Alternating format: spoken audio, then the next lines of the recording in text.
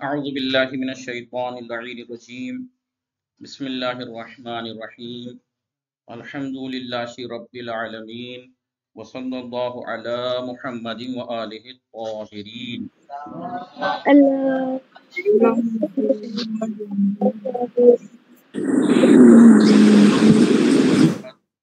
قال إمام الحسين عليه السلام لا والله لا أوتيهم بيدي إعطاء الذليل ولا أمنع إقرار العبيد اللهم صل.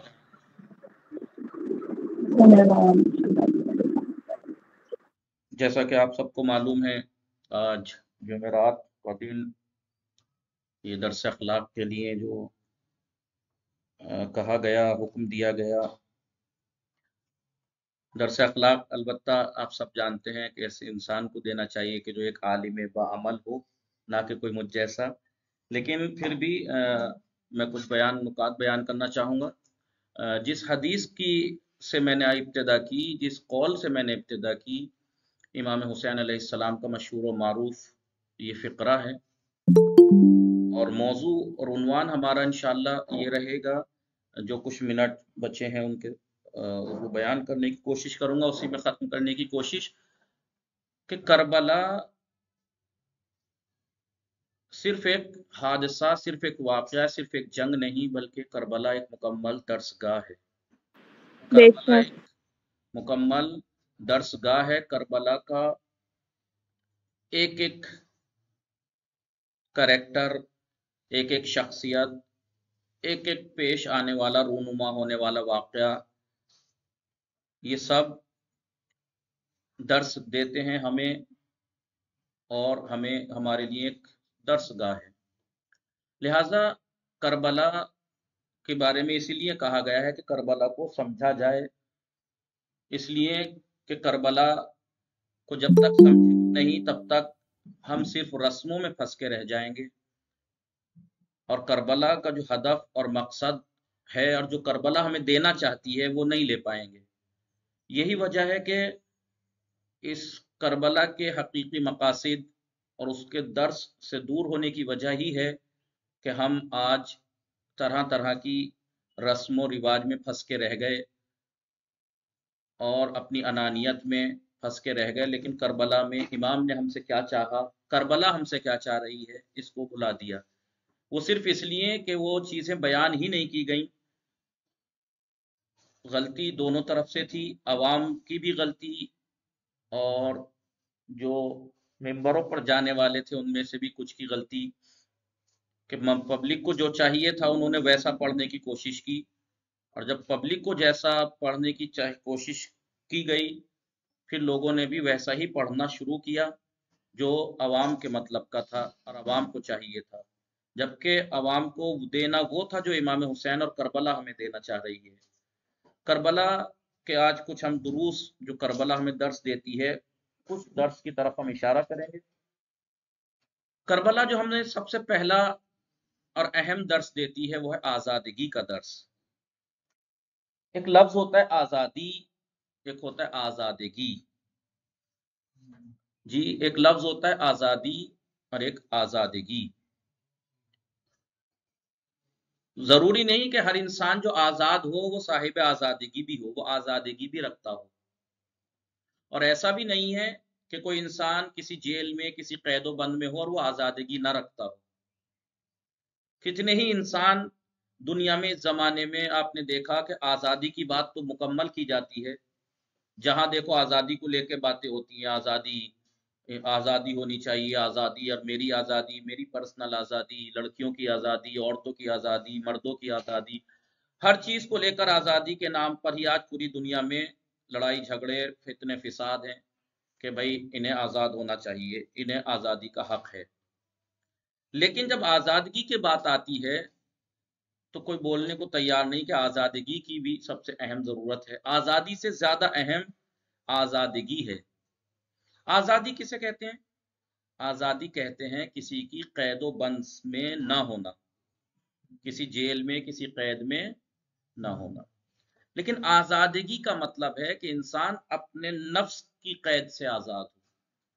انسان اپنے نفس کی قید سے آزاد ہو، اپنے نفس کو پہچانے اور اپنے آپ کو ذلت کے بوجھ کے تلے نہ دبا لے، اپنی زندگی کو، اپنے آپ کو ذلت میں نہ دھکیل دے۔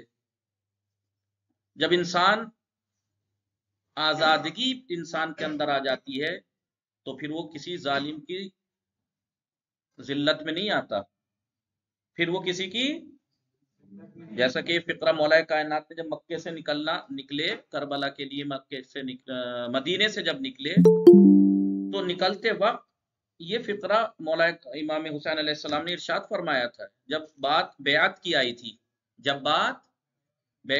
تو آپ نے کیا فرمایا؟ لا واللہ لا اوتیہم بیدی اعطاء الذلیل، نہ خدا کی قسم بالکل نہیں، ہرگز نہیں، میں ذلیلوں کی طرح میں اپنا ہاتھ ان کے ہاتھ میں نہیں دوں گا، اور ولا اقر اقرار العبید، اور میں غلاموں کی طرح میں اس کی یعنی مثلا اس کی خلافت کا یا اس کی بیعت کا اقرار نہیں کروں گا۔ اسے کہتے ہیں آزادگی۔ اور جب انسان آزادگی سیکھ لیتا ہے تو پھر وہ بھلے ہی قید و بند میں ہو لیکن ظالم کے نیچے نہیں دبتا۔ ظالم چاہے جتنا طاقتور ہو، ظلم چاہے جتنا کر لے، آزادگی اگر انسان کے پاس ہے تو پھر اسے فرق نہیں پڑتا کہ اس نے راہ خدا میں کیا قربان کرنا ہے، کیا کر دینا ہے اور کیا کر دیا ہے۔ اسی لیے ہم نے دیکھا ہے کہ وہ لوگ آج دنیا میں سب لوگ آزاد ہیں، کہنے کو سب آزاد ہیں۔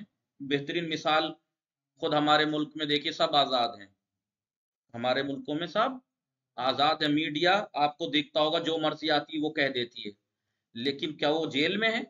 آزاد ہیں، لیکن آزادگی نہیں ہے، غلام ہیں، وہ غلام ہیں، آزادگی ان کے پاس نہیں ہے، وہ دوسروں کے فرمان کے تلے دبنے والے غلام ہیں۔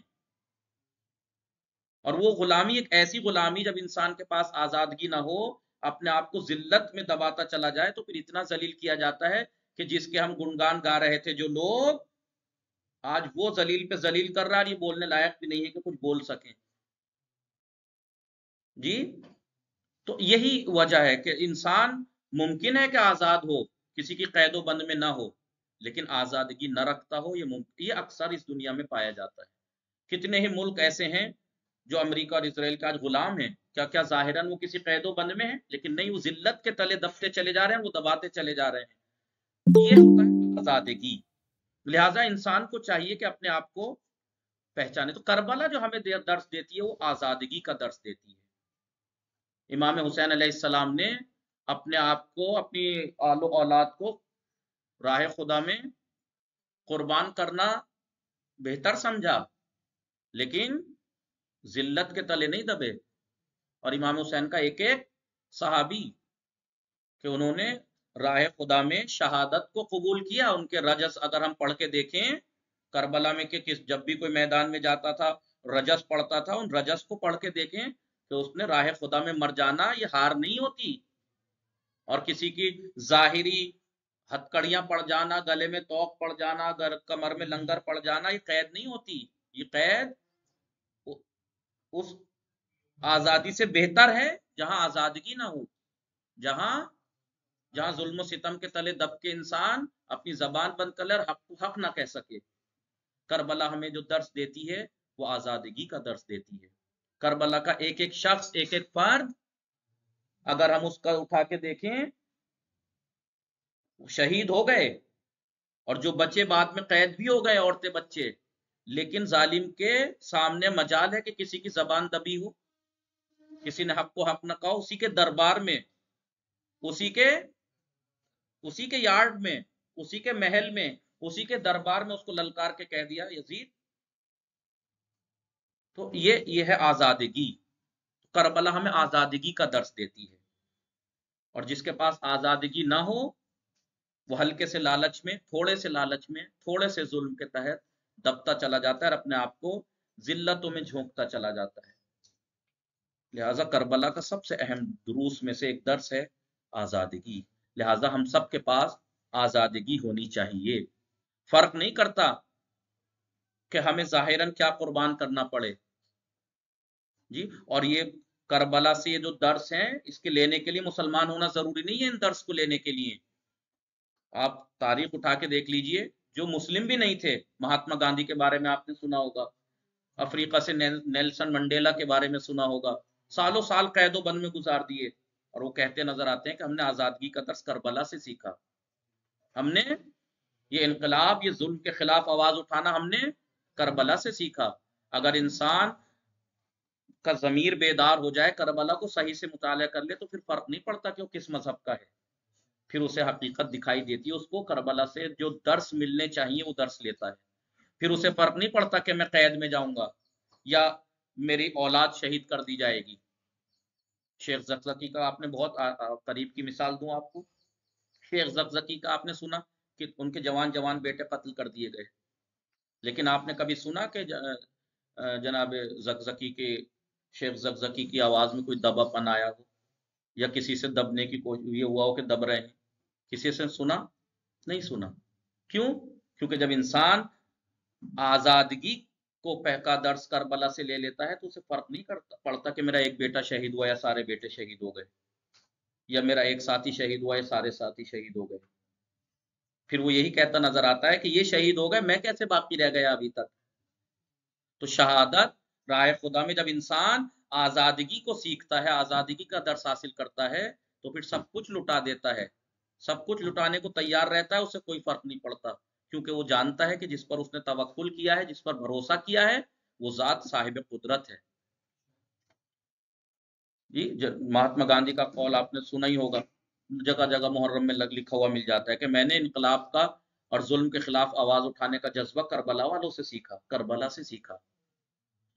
لیکن افسوس ہے کہ کربلا جو درس ہمیں دینا چاہ رہی ہے وہ غیروں نے تو لیا، ہم نے صرف رسم و رواج لے لیا، جو کہ کربلا نے نہیں دیا ہمیں. نہ کربلا میں ایسا کوئی رسم تھی، نہ کوئی ایسا رواج تھا. ہم رسم و رواج میں تیوہار بنا کے رکھ دیا ہم نے ایام اعزا کو. لیکن جو لوگ مسلمان بھی نہیں تھے، آج دیکھیے کربلا کا مطالعہ کرتے ہیں، کربلا کو پڑھتے ہیں. کربلا جو درس دیتی ہے پھر انقلاب کا، کربلا ظلم کے خلاف کھڑے ہونے کا، کربلا جذبے کا، ایثار، قربانی، یہ سب درس دیتی ہے کربلا. آزادگی کا مطلب آزادی، وہ آزادی جو آزادگی کے بغیر ہو، وہ ذلت میں جانا، وہ آزادی جو ذلت بھری ہو، وہ کس کام کی؟ لیکن وہ قید و بند، وہ گرفتاریاں جو آزادگی کے ساتھ ہو تو وہ صاحب عزت بنا دیتی ہے انسان کو. جی تو کربلا ہمیں ایک درس دیتی ہے آزادگی کا، لہذا ہم سب کا ذمہ داری ہے کہ ہم کربلا کو پڑھیں، کربلا جو ہمیں دینا چاہتی ہے اسے لیں، کربلا جو ہمیں سکھانا چاہتی ہے اس کو لیں. دوسرا ایک درس کربلا جو ہمیں دیتی ہے وہ ہے تکریم انسان، انسان کا احترام، انسان کا احترام. دنیا میں آج ہم سب جانتے ہیں کہ ہر انسان دوسرے انسان کو ایک ذریعہ اور وسیلہ کے طور پہ یوز کرتا ہے. ہر انسان دوسرے کو اپنے لیے یوز کرنا چاہتا ہے. ہر انسان، آج دیکھ لیجئے، انسان اپنے آگے بڑھنے کے لیے انسان کو یوز کرتا ہے. اسے فرق نہیں پڑتا کہ اس کے ساتھ کیا ہوگا، بس میرا کام نکلنا چاہیے. انسان دوسروں کو یوز کرتا ہے. لیکن کربلا ہمیں سکھاتی ہے کہ نہیں، انسان ہے، با ایمان ہے، تو اس کا بھی ایک مقام اور منزلت ہے. جس گود کے اندر جناب علی اکبر کا سر تھا، اسی گود کے اندر جناب جون کا بھی سر تھا، جو کہ ایک افریقی کالے غلام تھے. یہ ہے اکرام. کربلا ہمیں اکرام سکھاتی ہے، کربلا ہمیں مساوات، برابری سکھاتی ہے. ورنہ کہاں جناب علی اکبر اور کہاں جناب جون. لیکن کربلا ہمیں مساوات کا. امام نے کسی شہید، چاہے وہ بیٹا ہو، چاہے بھائی ہو، چاہے غلام ہو، چاہے صحابی ہو، کسی میں کوئی بتا دے کربلا کے اندر فرق رکھا ہو. جناب جون کا ہم سب پڑھتے ہیں نا، جب مولا جیسے ہی وہ زمین پہ تشریف لائے، مولا دوڑتے ہی پہنچے، اور پہنچتے ہی کیا کیا؟ سر اٹھا کے اپنی گود میں رکھا. وہ الگ بات ہے جناب جون نے ہٹا کے نیچے رکھ لیا. کہا جون ایسا کیوں کر رہے ہو؟ کہا آقا میں غلام ہوں. کہا کہ نہیں جون، اور آزادگی جس کے پاس ہو پھر وہ بھلے ہی کسی کا غلام ہو، لیکن ایمان جب ہوتا ہے تو مساوات ہوتی ہے. کربلا ہمیں مساوات کا درس دیتی ہے. کربلا ہمیں یہ نہیں سکھاتی کہ ہم اگر کہیں بیٹھے ہیں مجلس میں یا کہیں تو ہم کسی کو نیچا سمجھیں، کسی کو چھوٹا سمجھیں. کربلا ہمیں انسان کا احترام کرنا سکھاتی ہے. کربلا ہمیں، اور پھر جب کربلا ہمیں احترام سکھاتی ہے، کربلا کے ایک ایک شہید کو اٹھا کے دیکھ لی، جب تک شہید نہیں ہوئے ان کی زندگی میں، شب عاشور تک، جب تک حملے ظہر عاشور شروع نہیں ہوئے تب تک آپ اٹھا کے دیکھیں ایک ایک صحابی، ایک ایک ساتھی، ایک دوسرے کا اکرام دیکھیے آپ. اگر جناب حبیب ہیں تو اصحاب میں سے کوئی اور نہیں بول رہا ہے، فیصلے کون لے رہا ہے؟ جناب حبیب بول رہے ہیں. جناب، اور جب انصار کی بات آتی ہے اور جب خاندان والوں کی آل و اولاد کی بات آتی ہے تو جناب عباس آگے آگے. اور سب کتنے مطیع ہیں، سب ایک اپنا ایک درس، ایک مکتب بنائے ہیں کہ ہمیں، لیکن سب ایک امامت کے سائے میں، ایک ولایت کے سائے میں ہے. تو کربلا ہمیں انسان کا اکرام بھی سکھاتی ہے، کربلا ہمیں ولایت مداری بھی سکھاتی ہے کہ جب تک ہمارا امام ہے تو ہمیں امام کو کہنے کی ضرورت نہ پڑے کہ یہ کرنا ہے. امام کی نگاہوں سے پہچان لیں کہ امام کیا چاہتا ہے، ہمارا وقت کا امام ہم سے کیا چاہتا ہے. تو کربلا ہمیں مساوات کا درس دیتی ہے، تکریم انسان کا. ایک ہی، ایسا تو نہیں ہے کہ مثلا شہید جو شروعات ہوئے تو چلو جو عباس تم ان کا گود سر میں رکھ لو، یا فلاں کا تم رکھ لو، ان کا میں رکھ لیتا ہوں. نہیں، آپ دیکھ لیجئے امام حسین اب سب جنگ کے لیے جا رہے تھے، سب جنگ کر رہے تھے، معلوم ہے سب کو کہ جو بھی جا رہا ہے وہ جنگ کر کے شہید ہوگا، لیکن امام خود بھی 3 دن سے بھوکے پیاسے ہیں، لیکن ہر شہید کے جنازے پہ پہنچ رہے ہیں، ہر شہید کے جنازے پہ پہنچ رہے ہیں، اور اس کے پکارنے سے پہلے پہنچ رہے ہیں، اور اس کا سر اپنے زانوں پہ رکھ رہے ہیں. اب اس کا سر، جی، لہذا کربلا ہمیں اکرام سکھاتی ہے. غلام کیسا غلام، غلام کیسا غلام، جی.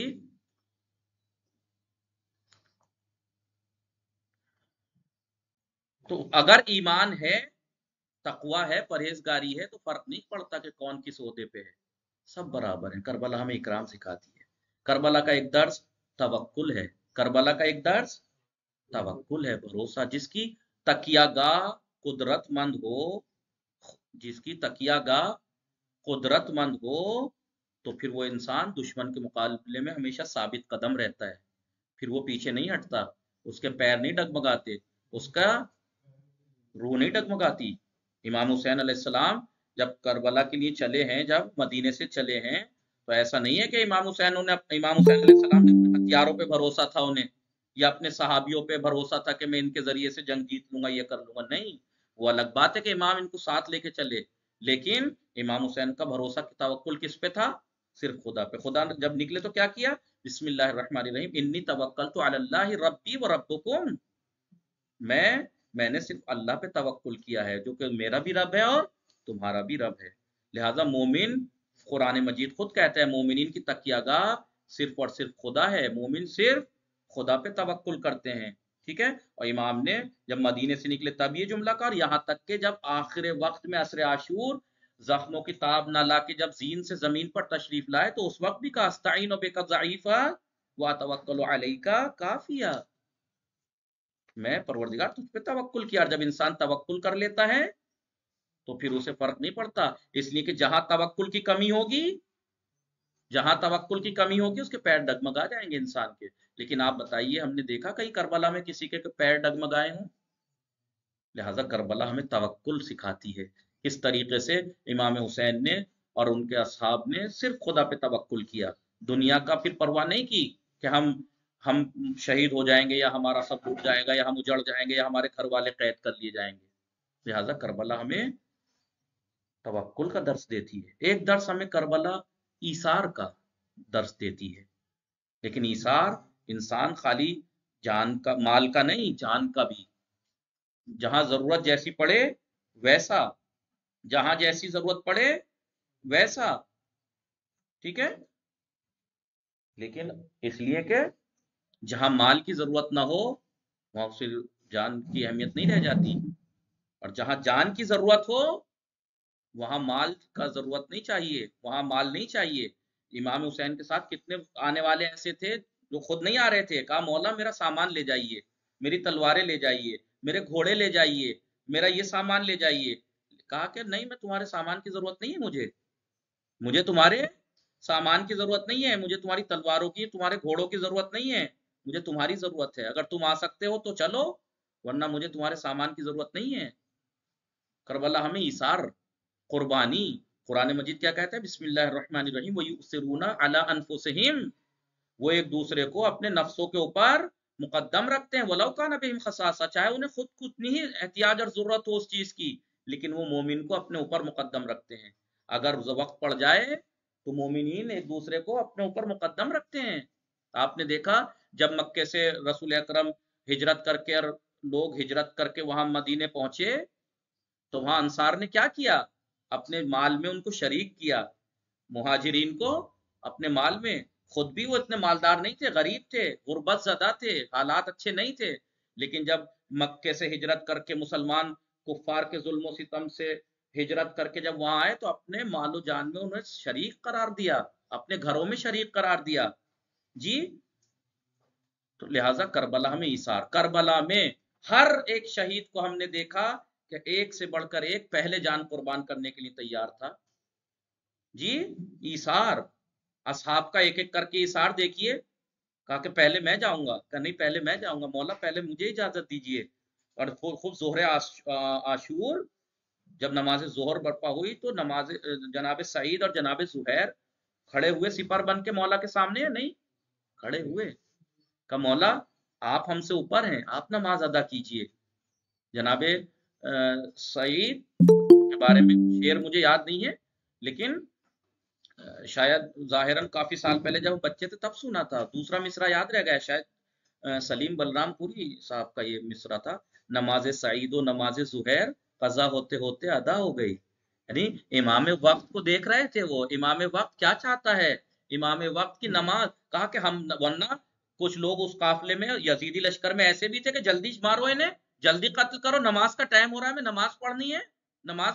ایسے بھی لوگ تھے کہ انہیں اپنی نمازوں کی پرواہ تھی. اور ایسے بھی تھے جناب سعید و زہیر جیسے بھی، کہ جو 13 تیر اپنے سینے پہ کھا کے جب تشریف لائے تو پھر زمین پر جب آئے تو کہاں آئے؟ مولا کی گود میں. جیسے ہی گرے تو اپنے آپ کا سر مولا کی گود میں پایا. اور پھر مولا کو طرف نہیں دیکھا انہوں نے، پہلے مولا کو دیکھا، پھر جناب زہیر کھڑے تھے، جناب حبیب کھڑے تھے، اور دیکھنے کے بعد ایک معنی خیز نگاہ ڈالی ان کے اوپر. پہلے مولا کو دیکھا اور پھر کسے دیکھا؟ جناب حبیب کو دیکھا. ان نگاہوں سے کچھ کہنا چاہ رہے تھے جناب سعید، پتہ ہے کیا کہنا چاہ رہے تھے؟ مولا کو دیکھا کہ مولا میرا غریب ہے، مولا تنہا ہے، حبیب میرے مولا کا خیال رکھنا، ہم تو یہیں تک ساتھ تھا، ہمارا ساتھ یہیں تک تھا، لیکن ان کا ساتھ نہ چھوڑنا.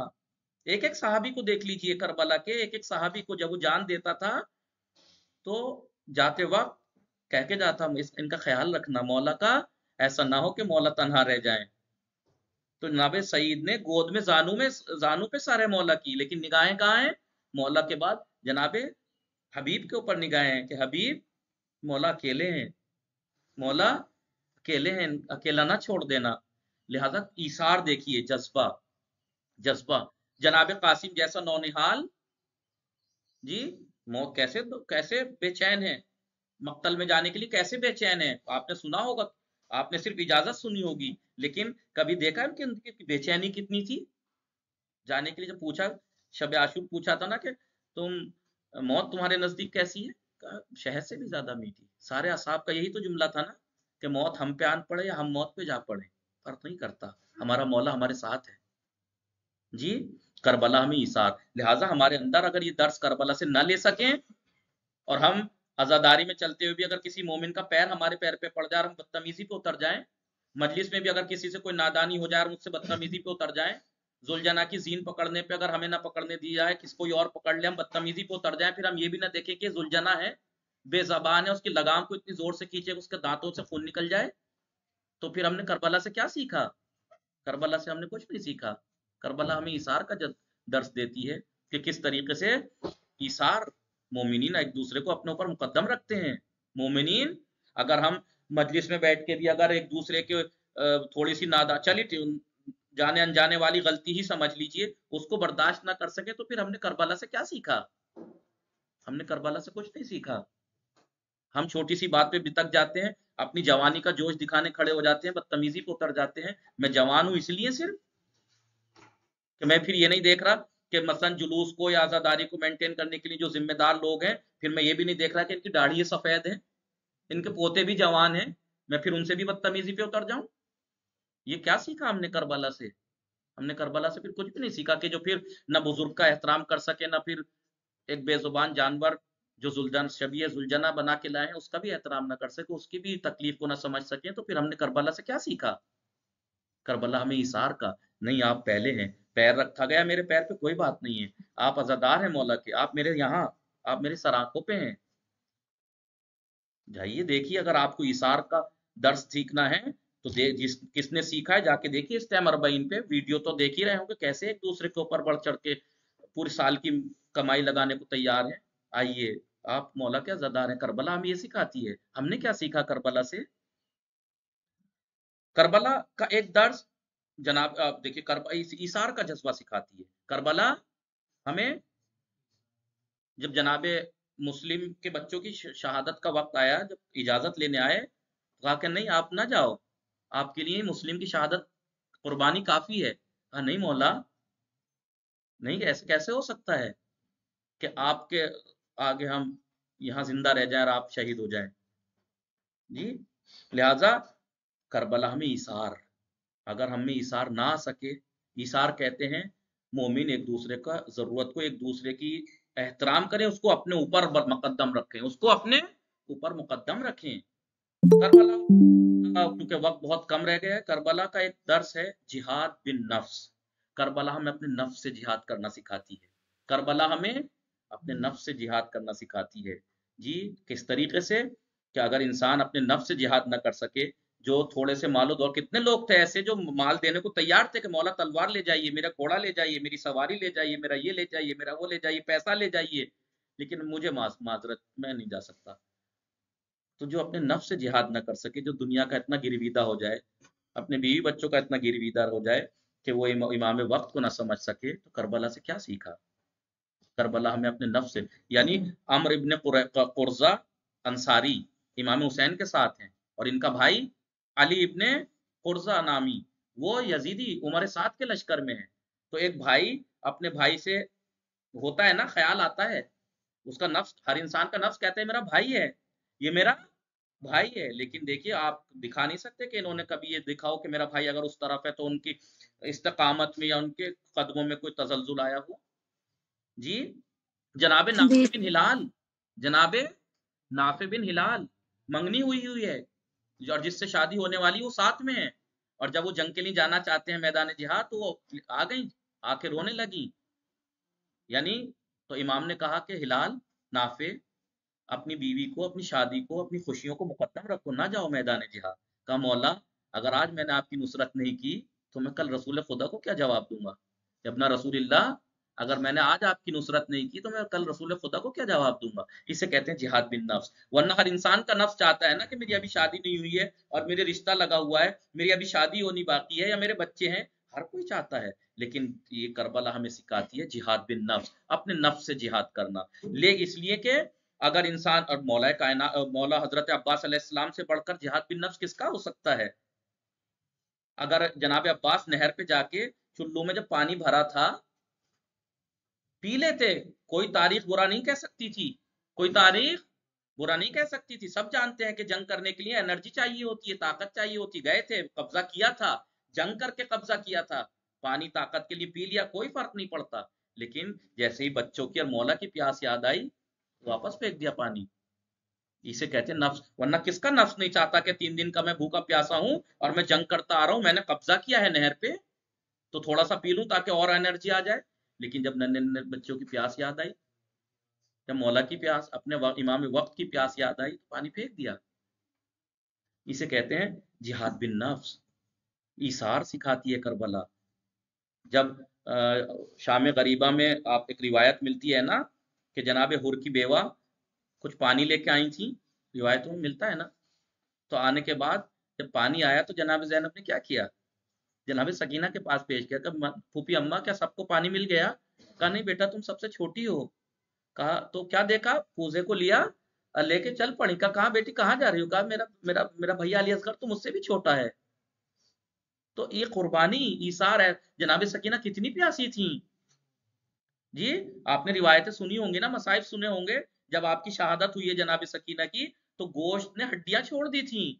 गोश्त जो हड्डियों पे चिपका होता है, प्यास की एक हद होती है कि जब इंसान प्यासा होता है तो पहले मछली की तरह तड़पता है, फिर उसके पहले बेताब होकर तड़पता है, फिर जब देखता है जैसे मछली पानी से निकलने के बाद पहले कैसे तड़पती है, फिर उसके बाद जब देखता है उसकी ताकत कम हो गई, फिर तड़पती नहीं है, फिर वो मुंह खोलती है कभी बंद करती है, मुंह खोलती है कभी बंद करती है, उस पर ताकत नहीं बचती। लेकिन एक वक्त जब आता है कि जब प्यास की शिद्दत बढ़ते बढ़ते बढ़ते बहुत वो हो जाती है ना, तो आहिस्ता आहिस्ता गोश्त जो है वो हड्डियों को छोड़ने लगता है, हड्डियों से हटने लगता है। जनाब सकीना का गोश्त हड्डियों से हट गया था,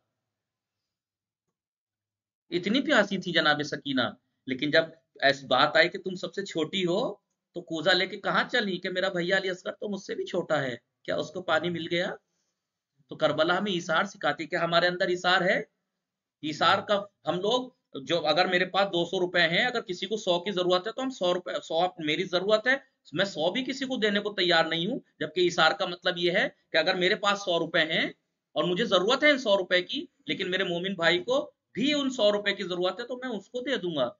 यह है ईसार, यह है ईसार। इमाम जनाब अब्बास ने पानी नहीं पिया क्योंकि प्यासे थे। जनाब सकीना कूजा लेके चली। जनाब अली असगर पाता है कि अगर ये एक ही कूजा है, अगर पानी किसी को पिला भी दिया तो मुझे नहीं मिलेगा।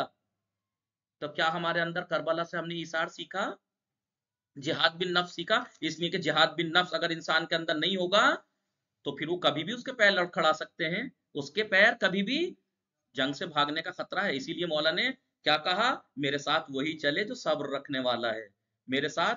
तो करबला का अगला दर्स हमें सब्र और इस्तिकामत ही है। मौला क्या फरमाते हैं, बिस्मिल्लाहिर्रहमानिर्रहीम, अय्युहन्नास फमन काना मिनकुम यसबिरु अला हद्दिस सैफ, ए मोमिन, ए लोगों, तुम में से जो भी तलवार की धार पे सब्र करने वाला हो, व तानिल सिन्ना, और नोके सीना के जख्मों को बर्दाश्त करने वाला है, फल यकुम माना, वो हमारे साथ क़याम करे, व इल्ला फल यंसरिफ अन्ना, वरना फिर वो वापस चला जाए, हमें उसकी जरूरत नहीं है। करबला हमें सब्र का दर्स देती है। करबला हमें, और सबसे ज्यादा सबसे बड़ी और सबसे सख्त चोट किसको लगी?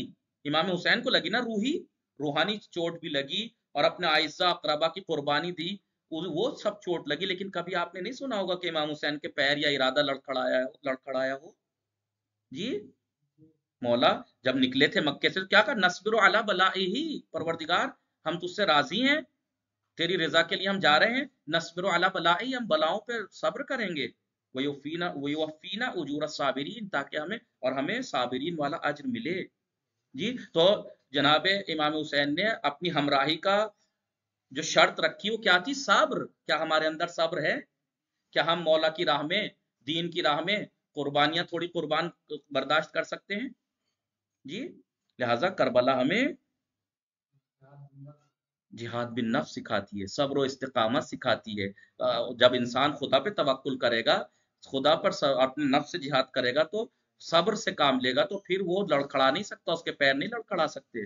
करबला में एक एक शख्स को देख लीजिए, किसी के पैर नहीं लड़खड़ाए। शब आशूर मौला ने चराग बुझा के कह दिया था कि अगर जिस मौला को देखिए, खुदा पे तवक्कुल था ना, खुदा पे, वरना मौला के पास कौन सी ऐसी ताकत नहीं थी। आप सब सुनते हैं, सुना होगा आपने कि जनाब अब्बास, जनाब मुस्लिम, जनाब अब्दुल्ला, चौथे इमाम सज्जाद, जनाब, ये 4 लोग ऐसे थे जो अरब के सबसे बड़े बहादुरों में शुमार होते थे। आपके पास जनाब अली अकबर जैसे बहादुर भी थे, जिनको जनाब अब्बास ने ट्रेन किया था। इमाम सज्जाद थे, जनाब अब्दुल्ला को लाए नहीं, जनाब मुस्लिम जैसे बहादुर शख्सियत, क्या कुछ नहीं था। लेकिन शब आशूर चराग बुझा के बता दिया, खुदा मैं मेरा तवक्कुल सिर्फ तुझ पे है, मुझे किसी की जरूरत नहीं है। लेकिन आप इनका मौला का तवक्कुल देखिए, और इन असहाब की ईसार और कुर्बानी और जज्बा देखिए कि जब चराग को रोशन किया तो एक एक की तलवार उनके गर्दन पे थी। मौला आप हुक्म दे तो हम अपनी गर्दन अपने हाथ से काट लेंगे, लेकिन आपको छोड़ के चले जाएं तो रसूल को क्या मुंह दिखाएंगे, शहजादी को क्या मुंह दिखाएंगे? क्या हम मौला की रजा के लिए, मौला की खुशनुदी के लिए अमल करते हैं? करबला से हमने सीखा? अगर नहीं सीखा तो फिर करबला तो हमने रस्म बना के रख दी। हमने करबला से क्या सीखा? करबला से हमने ये सीखा बस कि मेरे यहाँ की आजादारी ऐसी होती है, हमने यूं कर दिया, हमने ये खिला दिया, आज हमने कोरमा कर दिया, आज हमने बिरयानी खिला दी। मौला को इनकी जरूरत नहीं है। मौला के अगली अगर आप, और जब मजलिस की बात आती है तो मजलिस से गायब है, मजलिस में नहीं जा सकते भाई, जरा प्रॉब्लम है, जरा बिरयानी भी करा रहे हैं, हाजिरी भी करा रहे हैं, नजर न्याज भी करा रहे हैं, मजलिस में बैठने के लिए तैयार नहीं है। तो मौला को इन चीजों की जरूरत नहीं है, उस माल की, मौला को माल और दौलत की जरूरत नहीं है। मौला ने सब ठुकरा दिया था, अगर आप आ सकते हो तो आओ, हमें तुम चाहिए, हमें आप चाहिए। अगर आप आ सकते हो हमारे मिशन में तो आप बिल्कुल आइए, वरना फिर आपके माल की जरूरत नहीं है करबला को। करबला को माल के, हमारे माल की। और करबला हमें एक दर्स देती है मोहब्बत बे खुदा, खुदा से मोहब्बत का। आप देखिए मौला की मोहब्बत खुदा का आलम अगर देखना है तो दुआए अरफा पढ़िए। शब आशूर मौला ने, भूखे प्यासे हैं, बच्चे भूखे प्यासे हैं, लेकिन इजाजत काहे की मांगी? तो मैं राजो नियाज करना चाहता हूँ खुदा से, एक रात इबादत की मोहलत चाहिए। पूरी रात भिनभिनाने जैसी आवाजें आ रही थी ना इबादतों की, राजो नियाज की। यह है मोहब्बत खुदा। करबला हमें मोहब्बत सिखाती है खुदा से। जी मौला क्या फरमाते हैं? अर्जू अन यकून खैरन मा अरादल्लाहु बिना। जी मुझे उम्मीद है कि जो अल्लाह ने हमारे साथ, हमारे लिए इरादा किया है वो अच्छा ही है।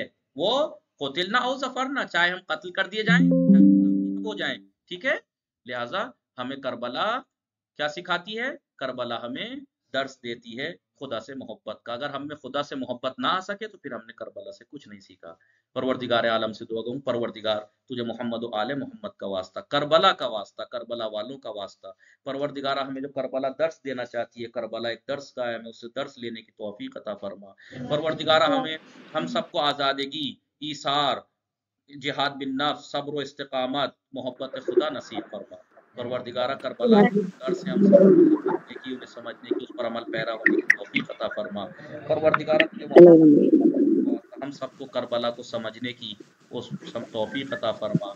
मौला हमसे क्या चाहते हैं, इमाम मासूम से क्या चाहता है, परवरदिगारा हमें वो समझने की तौफीक अता फरमा। हम सबको आपस में का इकराम एहतराम करने की तौफीक अता फरमा।